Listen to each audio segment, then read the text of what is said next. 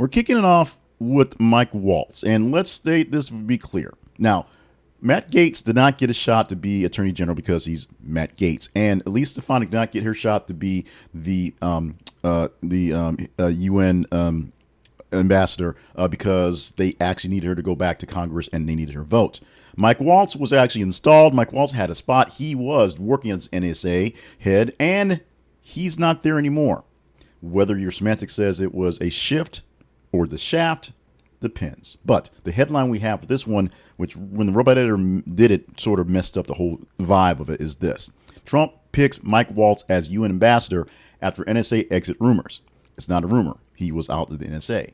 Yesterday, Donald Trump, late in the afternoon, announced the nomination of former National Security Advisor Mike Waltz as the next U.S. ambassador to the United Nations. He was the former National Security Advisor of the morning when he was shifted out of that job and get job given to Marco Rubio. We'll get to him in a moment. The decision follows Waltz's departure from the previous role after a security breach involving the accidental inclusion of a journalist in a confidential signal chat discussing military operations in Yemen.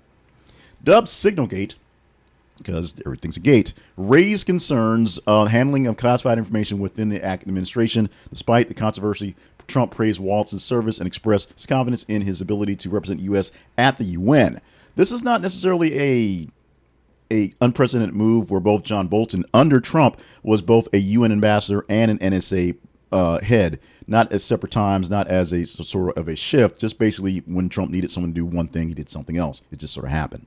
Now, in the interim, Marco Rubio becomes a person like a true Cuban with 4 jobs. He is now the acting national security advisor. He's also Secretary of State. He's also head of USAID, and he's also the Solicitor General or the Archivist or something or other. He's got 4 literal roles that work back and forth. The kicker on this one is being the NSA advisor and being the Secretary of State. The NSA person usually is the buffer between Secretary of State and the Department of Defense. Since he is both the buffer and the Secretary of State, we'll see if he gets a chance to poke Pete Hegseth with some things going forward. Now, let's go about this whole thing going forward. The UN ambassador was open because Lisa Stefanik, who was a representative in New York, was pulled from that role because they needed her to vote in Congress to make sure that Trump's agenda went forward. So she got a loss on that one. She actually said, packed her stuff and was headed to New York and was told last minute, nope, we got to put you back in here.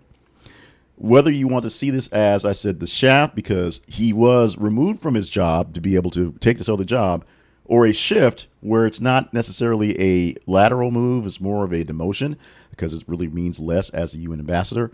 Mike Waltz is now going to be up for and must be confirmed as a UN ambassador. So they have to go for the process again. I believe he had to be confirmed by the Senate the first time.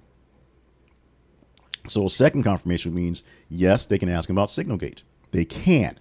It's there. It's going to happen.